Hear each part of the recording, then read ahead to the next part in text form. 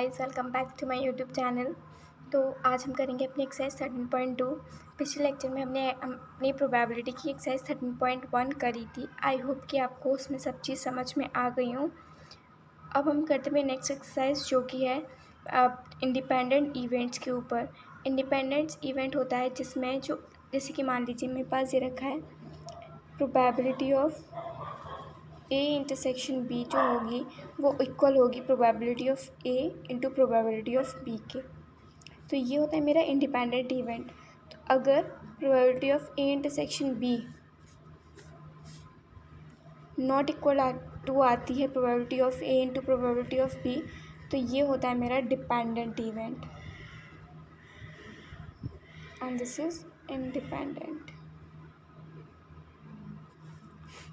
तो आज हम अपनी इस वाली कंडीशन के अकॉर्डिंग प्रॉब्लम्स को सॉल्व करेंगे। तो चलिए स्टार्ट करते हैं अपने एक्सरसाइज 13.2, जिसमें फर्स्ट क्वेश्चन है that if P A is 3/5 and P B is 1/5। हमें पी ए इंटरसेक्शन बी निकालनी है अगर ए और बी इंडिपेंडेंट इवेंट्स हैं। तो पी ए इंटरसेक्शन बी निकालना है, उसको हम लिख सकते हैं P A into B B, क्योंकि इसमें बोला गया है कि ये क्या है, इंडिपेंडेंट इवेंट्स हैं। तो पी ए की वैल्यू हमें दे रखी है 3/5 एंड पी वी की वैल्यू हमें दे रखी है 1/5। तो ओवरऑल आंसर आ जाएगा 3/25।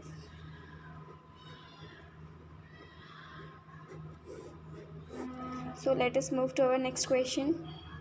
तो क्वेश्चन नंबर सेकंड के according 2 cards are drawn at random without replacement from a pack of 52 playing cards. Find the probability that both cards are black. तो जो हमें क्वेश्चन दे रखा है उसमें बोला गया है कि हमें प्रोबेबिलिटी निकालनी है ब्लैक कार्ड्स की, मतलब हमने जो कार्ड्स निकाले हैं वो दोनों ब्लैक हों। तो हमने और इसमें बोला गया विदाउट रिप्लेसमेंट। तो probability of black into probability of black, bracket में हम लिखेंगे विदाउट रिप्लेसमेंट। तो विदाउट रिप्लेसमेंट का मतलब होता है कि हमने मान लीजिए कार्ड निकाला और दोबारा उसको रिप्लेस ना करके हमने दूसरा कार्ड निकाल लिया। तो इसके अकॉर्डिंग टोटल कार्ड्स हमारे पास 52 होते हैं और ब्लैक होते हैं हमारे पास कितने, 26 कार्ड्स। जब मैंने एक कार्ड निकाला तो मेरे पास बचे ओवरऑल 25 कार्ड्स एंड 51 कार्ड्स। तो ये हो जाएगी मेरी ओवरऑल प्रोबेबिलिटी। सो अब चलते क्वेश्चन नंबर 3 की तरफ। Third says a box of oranges is inspected by examining 3 randomly selected oranges drawn without replacement. If all the 3 oranges are good, the box is approved for sale. Otherwise, it is rejected. Find the probability that a box containing 50 oranges, जिसमें से कि जो 12 हैं वो अच्छे हैं और 3 bad हैं, will be approved for sale. तो हमें ये निकालना है कि अगर बॉक्स में 15 ऑरेंजेस हैं जिसमें कि 12 गुड हैं और 3 बैड हैं, वो अप्रूव कर दिया जाता है सेल के लिए। तो क्वेश्चन के अकॉर्डिंग हमें बोला गया है कि हमें निकाले जाते हैं 3 गुड ऑरेंजेस, ठीक है। तो मान लीजिए मैंने 3 गुड ऑरेंजेस निकालने के लिए मैं क्या कर रही हूँ, उसको विदाउट रिप्लेसमेंट करना है हम लोगों को ये। तो हम विदाउट रिप्लेसमेंट इसमें कंडीशन ऐड कर देते हैं, विदाउट रिप्लेसमेंट। तो इससे क्या होगा, हमें निकालना है, मान लीजिए मैंने first intersection second intersection third निकाला। तो probability of A into probability of B into probability of C, ये सारे क्या है मेरे, ये मेरा फर्स्ट ड्रॉ है, ये मेरा सेकंड ड्रॉ और ये मेरा थर्ड ड्रॉ है। तो फर्स्ट ड्रॉ में मेरे पास कितने हैं, सारे ही 12 हैं, 15 में से 12 मेरे गुड ऑरेंजेस हैं। तो मैं 12 आउट ऑफ 15 निकालूंगी। सेकेंड ड्रॉ में मैंने एक निकाले तो मेरे पास बचे कितने, 13 एंड 4, और टोटल लेफ्ट कितने हो गए 14। तो 13/14 इंटू इट इज़ 11 और 13। अब मैंने जब 2 ऑरेंजेस निकाले तो मेरे पास ओवरऑल बचे 10 good oranges and total is 13 good oranges. तो ये आ गया overall answer. Now question number 4 से कि एक फेयर कॉइन है और एक अनबाइज्ड कॉइन है। फेयर कॉइन और अनबाइज्ड कॉइन का मतलब होता है, जैसे कि फेयर कॉइन है मतलब जिसके पास दोनों तरफ हेड और टेल हो, और unbiased coin, sorry guys, it is unbiased die. तो एक फेयर कॉइन और एक अनबाइज्ड डाई को टॉस किया जाता है। तो हमें इसमें ये चेक करना है कि इवेंट इंडिपेंडेंट है कि नहीं। अगर ए की कंडीशन जो है वो head appears on the coin and B है, उसका इवेंट है 3 ऑन द डाई। तो अगर मैं प्रोबेबिलिटी ऑफ ए निकालूंगी, चलिए देखते हैं। तो मुझे ये चेक करना है that P A intersection B is equals to P A into B B और नॉट। ठीक है, तो पहली कंडीशन है इवेंट जिसमें दे रखा है वो दे रखा है that head appear on the coin. अगर हेड अपीयर होगा तो उसकी प्रोबेबिलिटी कितनी होगी 1/2 एंड प्रोबेबिलिटी ऑफ बी हो जाएगी that B is a event 3 on the die. 3 अगर आएगा तो उसकी कंडीशन होगी 1/6। तो अब सबसे पहले हम क्या करेंगे पी ए इंटरसेक्शन बी निकालेंगे। अगर मैं पी ए इंटरसेक्शन बी निकालना चाहूँ तो देखिए अगर मैं दोनों को एक साथ थ्रो करूँगी तो इसके सैम्पल स्पेसेस क्या क्या बनेंगे मेरे पास, head comma 1, head comma 2, head comma 3, head comma 4, head comma 5, head comma 6 and then tail comma 1, tail comma 2, tail comma 3 and so on tail comma 6। तो मुझे क्या बोला है कि हेड भी आना चाहिए, हेड भी आना चाहिए और 3 भी आना चाहिए। तो मेरे पास इसकी सिर्फ एक कंडीशन होगी आउट ऑफ दिस 12 कंडीशंस। तो प्रोबेबिलिटी ऑफ ए इंटरसेक्शन भी हो जाएगी इसके अकॉर्डिंग 1/12। अगर मैं P A into P B करके देखूँ, P A intersection B according to P A into B B, तो मेरे P A into P B के अकॉर्डिंग पी ए आ रही थी मेरी 1/2 एंड पी बी इज़ 1/6। तो ये क्या है, एक इंडिपेंडेंट इवेंट है क्योंकि जो कंडीशन मेरी normal P A intersection B से आ रही थी वही कंडीशन मेरी P A into P B से आ रही है। तो आई होप कि आपको ऐसे क्वेश्चन सॉल्व करने आ गए होंगे। चलिए चलते हैं अपने नेक्स्ट क्वेश्चन की तरफ। सो गाइस जो क्वेश्चन नंबर 6 है उसमें सिर्फ हमें चेक करना है कि वो इंडिपेंडेंट ही है कि नहीं। मीन्स हमें सिर्फ इसको मल्टीप्लाई करना है that P A into P B कितना आ रहा है, it is 9/50 and this is 1/5। तो इसका मतलब ये क्या है, नॉन इंडिपेंडेंट मतलब डिपेंडेंट इवेंट है। तो ये जो क्वेश्चन है बहुत सिंपल है। नेक्स्ट देखते हैं हम अपना क्वेश्चन नंबर 7 में बोला गया है कि पी ए ये है, पी ए यूनियन बी ए है और पी बी ये दे रखा है पी। हमें पी की वैल्यू फाइंड करिए अगर ये म्यूचुअली एक्सक्लूसिव है एंड इंडिपेंडेंट है। म्यूचुअली तो मैं आपको एक कंडीशन बता दूँ, देखिए म्यूचुअली एक्सक्लूसिव का मतलब होता है ए इंटरसेक्शन बी क्या होता है 5 एंड इंडिपेंडेंट इवेंट इसका मतलब होता है that P A intersection B किसके इक्वल हो जाता है, P A into P B के। ठीक है गाइस, तो फर्स्ट कंडीशन के अकॉर्डिंग मेरे को बोला है दैट हमें पी बी की वैल्यू निकालनी है। ओके गाइस, तो पी ए इंटरसेक्शन बी निकालेंगे तो उसकी कंडीशन होती है P A plus P B minus P A union B. तो मुझे पी बी की वैल्यू निकालनी है और पी ए इंटरसेक्शन बी कितना होता है हमारा 5, प्रोबेबिलिटी। तो ये 5 हो जाएगा। पी ए की वैल्यू मेरे को दे रखी है 1/2, पी बी की वैल्यू मेरे को पी दे रखी है and P A union B is given 3/5। तो अगर मैं इसको सॉल्व करूँगी तो मेरे पास आ जाएगा 1/2 प्लस पी माइनस 3/5। तो पी की मेरे पास ओवरऑल वैल्यू आ जाएगी, इसको सॉल्व तो ये आ जाएगी ओवरऑल 1/10 इसकी वैल्यू आ गई पी की। अब अगर मैं पी ए इंटरसेक्शन बी से चेक करूँ इसकी वैल्यू, तो देखिए मेरे को क्या दे रखा है, पी ए यूनियन बी दे रखा है। इसको मैं लिख सकती हूँ P A plus P B minus P A intersection B.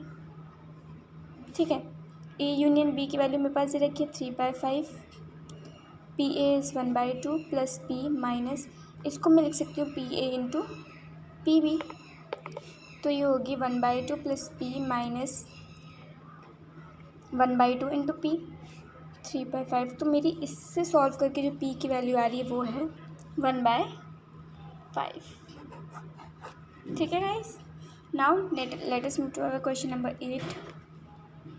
तो गाइस क्वेश्चन नंबर 8 जो है वो आप खुद ट्राई कीजिएगा। क्वेश्चन नंबर 9 भी बहुत ही सिंपल है क्योंकि हमें सिर्फ इसमें चेक करना है, हमें P A not and P B not find करना है। तो वो आई होप कि आप कर सकते हैं।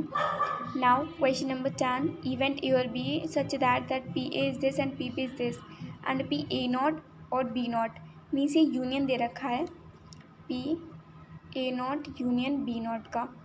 ठीक है, स्टेट वेदर दे कि ये इंडिपेंडेंट है या नहीं।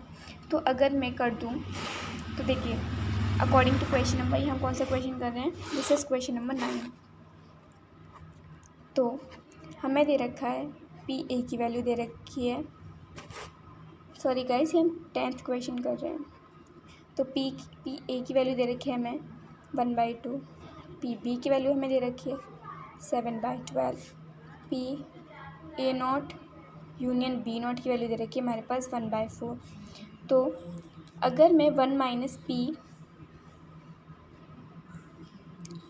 इसको हम लिख सकते हैं पी ए यूनियन बी को हम ए नॉट यूनियन बी को लिख सकते हैं P A intersection B whole complement. तो अगर मैं इसको सॉल्व करना चाहूँ तो इसको मैं लिख सकती हूँ 1 minus P A intersection B which is equals to P A not union B not. तो 1 minus P A intersection B and इसकी वैल्यू मेरे को दे रखी है 1/4। तो 1 minus 1/4 is equals to P A intersection B, तो इट इज़ इक्वल्स टू 3/4। ठीक है, इससे मेरी ए इंटरसेक्शन बी की वैल्यू कितनी आ गई 3/4। तो हमें चेक करना है, तो हमें पी ए इंटू पी करना पड़ेगा। ठीक है, तो पी ए इंटू पी भी चेक करते हैं।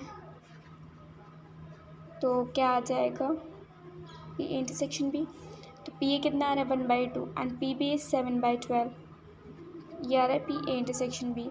तो 7/24 is equals to P A intersection B, लेकिन P A into P B is not equal to P A intersection B. इसका मतलब ये क्या है, dependent event. I hope guys कि आपको क्वेश्चन नंबर 10 अच्छे से समझ में आया हो। जो हमारा क्वेश्चन नंबर 11 है वो भी इसी तरीके से होगा। अब हम चलते हैं अपने क्वेश्चन नंबर 12 की तरफ, विच सेज कि मैंने एक डाई को 3 बार टॉस किया है, हमें प्रोबेबिलिटी निकालनी है कि हमें ऑड नंबर कम से कम एक बार तो मिले। तो हमें निकालनी है probability of getting odd number at least once. तो इसको करने के लिए हम एक चीज़ देखते हैं, हमें 3 बार टॉस करना है, तो हम तीनों का इंटरसेक्शन निकाल लें। It is A intersection and this is C. इसका मतलब हमें P A into P B into P C करना पड़ेगा एटलीस्ट वंस। इसका मतलब एक बार भी आ सकता है, 2 बार भी आ सकता है, 3 बार भी आ सकता है। तो इसके लिए देखो, अगर मैं एक बार टॉस करूँगी तो अगर मुझे ऑड नंबर चाहिए तो उसकी मतलब जैसे मान लीजिए मैंने एक बार टॉस किया, तो अगर मुझे ऑड नंबर चाहिए एटलीस्ट वंस, तो उसकी कंडीशन हो जाएंगी एटलीस्ट वंस चाहिए। तो हम क्या करना पड़ेगा, हम इस कंडीशन को पहले हटाते हैं। हमें सबसे पहले करना पड़ेगा 1 minus probability of none, means हमें एक भी ऑड नहीं मिले। इसका मतलब हमारे पास सारे क्या होंगे, इवन।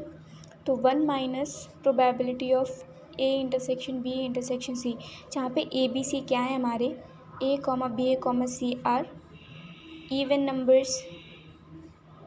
ठीक है, तो तो 1 माइनस करूँगी मैं probability of A into probability of B into probability of C. तो प्रोबेबिलिटी ऑफ ए होगी 1/2, this also 1/2 and this is also 1/2। 1 minus 1/8 which is equals to 7/8 is the answer. I hope कि आपको ये question number 12 समझ में आ गया हो। अब चलते हैं क्वेश्चन नंबर 13 की तरफ। So question number 13 says that 2 balls are drawn at random from the with the replacement from a box containing 10 black and 8 red balls. Find the probability that both are red. तो हमें इन conditions को solve करना है। तो चलिए हम देखते हैं। तो question number 13 says 2 balls drawn की गई हैं, ठीक है, जिसमें 10 ब्लैक हैं और एंड 8 जो है वो रेड बॉल्स हैं। तो फर्स्ट कंडीशन इज़ बोथ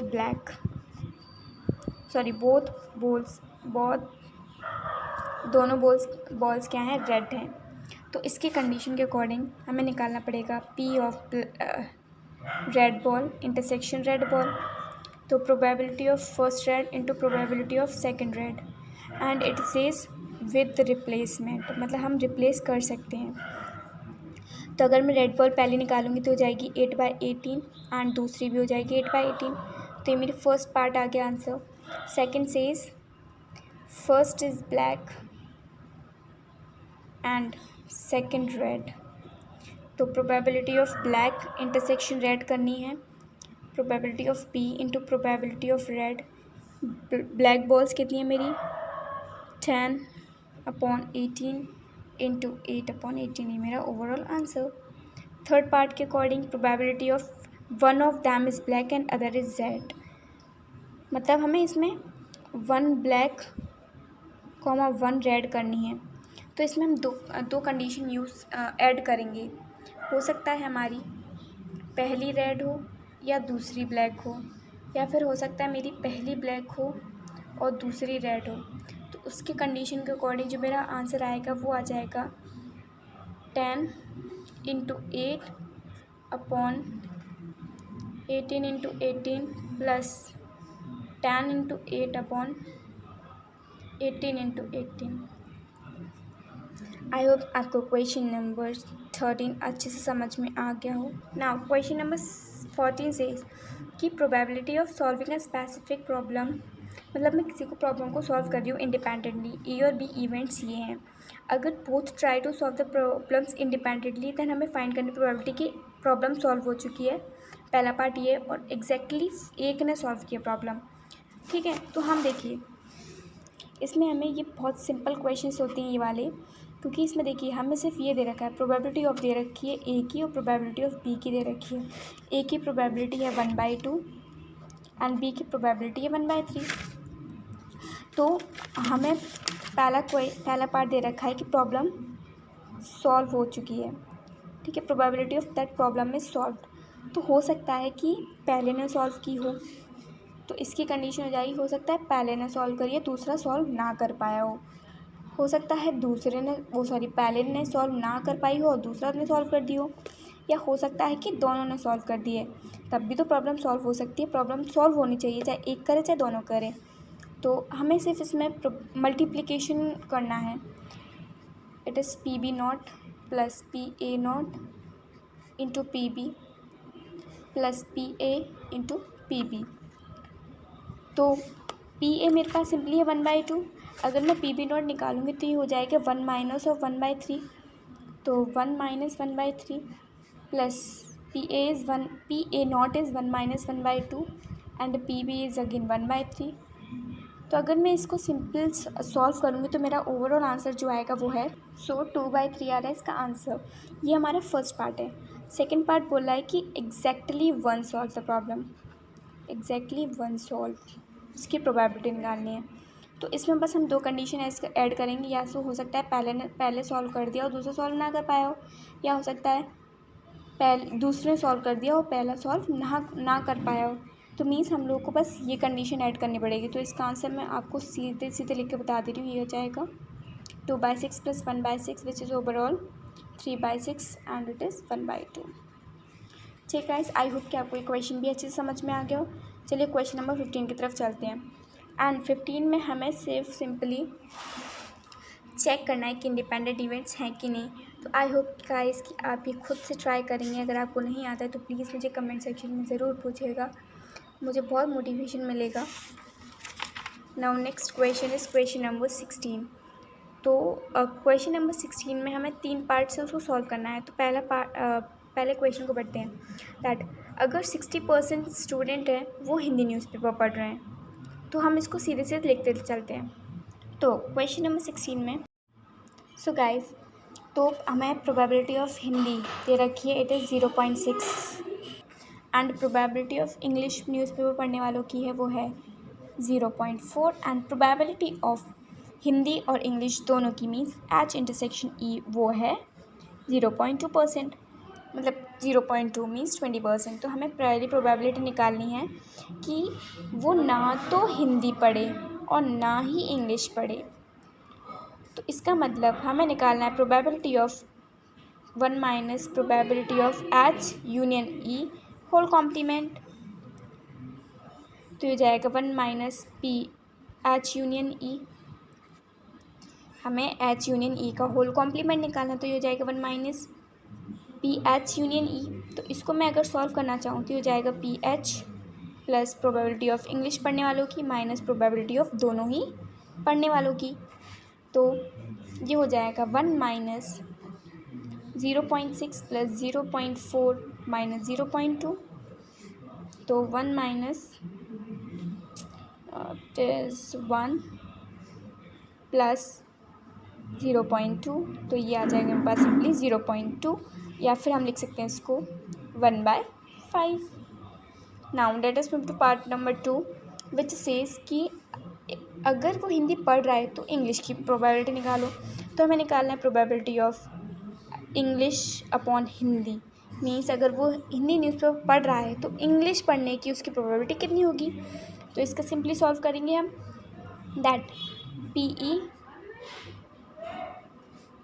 तो अगर इसका फॉर्मूला जैसे कि हम लोग फॉर्मूला भी निकाल सकते हैं, बट जैसा देखिए अगर डिपेंडेंट ये जो प्रॉब्लम है वो हमारी डिपेंडेंट इवेंट से रिलेटेड है, तो डिपेंडेंट इवेंट के अकॉर्डिंग जो हम सॉल्व करते हैं उसका फॉर्मूला होता है इनका E intersection H upon probability of H। ठीक है, तो E इंटरसेक्शन H निकालेंगे। E इंटरसेक्शन H हमें दे रखा है 0.2 और H की प्रोबेबिलिटी दे रखी है हमें 0.6, तो हमारा सिंपल 1/3 आंसर आ जाएगा। क्वेश्चन नंबर 3 पर चलते हैं। अगर वो इंग्लिश न्यूज़पेपर पढ़ रहा है तो उसकी हिंदी पढ़ने की वो निकालिए। तो हमें निकालना प्रोबेबिलिटी ऑफ हिंदी पढ़ने की अपॉन इंग्लिश वो पढ़ रहा है, तो इसका intersection upon probability of English means 0.2 upon 0.4 which is simply 1/2। I hope कि आपको क्वेश्चन नंबर 16 अच्छे से समझ में आ गया हो। चलिए क्वेश्चन नंबर 17 की तरफ चलते हैं। तो क्वेश्चन नंबर 17 और 18 जो है वो सिंपली हमें खुद से ट्राई करने चाहिए। दैट अगर देखिए पहले देखते हैं question number 17, the probability of obtaining an even prime number on each die when a pair of die is rolled. अगर मैंने दो डाई को रोल किया गया है तो मुझे उसकी प्रोबेबिलिटी निकालिए दैट वो इवन प्राइम हो। तो पेयर ऑफ डाई को मैंने थ्रो किया, तो इवन प्राइम तो मेरी एक कंडीशन होती है 2,2 पे, यही मेरा दोनों ही प्राइम होगा, तो उसकी प्रोबेबिलिटी हो जाएगी सिंपल, तो उसकी प्रोबेबिलिटी हो जाएगी 1/36। ये है मेरा ऑप्शन नंबर डी। ठीक है गाइस, आई होप कि आपको समझ में आ गया हो। नेक्स्ट इज, अगर दो E और B इवेंट्स हैं वो विल भी इंडिपेंडेंट, अगर दो इवेंट्स इंडिपेंडेंट कब होंगे, तो उसकी कंडीशन देखिए ये होती है। अगर मैं पहला देखूँ म्यूचुअली एक्सक्लूसिव, मतलब A इंटरसेक्शन B 5 तो नहीं होगा, 5 तो नहीं होगा। P और P भी कभी इक्वल नहीं होंगे, PA प्लस P भी ये भी नहीं होगा। तो क्वेश्चन नंबर जो हमारा पार्ट B है वो सही होगा। देखिए PA0 into B0, it means ये हो जाएगा PA0 इंटू B0, सिर्फ इसका इंटरसेक्शन, यही तो होती है हमारी कंडीशन। तो ये मेरा ऑप्शन नंबर बी हो जाएगा। आई होप कि आपको ये 13.2 एक्सरसाइज अच्छे से समझ में आ गई होगी। Thank you guys for today session. I hope कि आपको जो भी मैं लेक्चर्स देती हूँ वो अच्छे से समझ में आ रहे होंगे, आप इंजॉय कर रहे होंगे लेक्चर्स को। अगर आपको कुछ भी चीज़ समझ नहीं आता है प्लीज़ मुझे कमेंट सेक्शन में बताइएगा। I will always here to help you. और मेरे लेक्चर्स को ज़्यादा से ज़्यादा शेयर करिए ताकि उन लोगों को हेल्प मिल सके जो अभी 12th में, या फिर जो भी 12th कर रहे हैं, या फिर 12th क्लियर आउट हुए हैं, उनको भी हेल्प मिल सकेगी। Thank you very much guys, bye bye and take care, and हाँ please subscribe my channel. Bye, take care.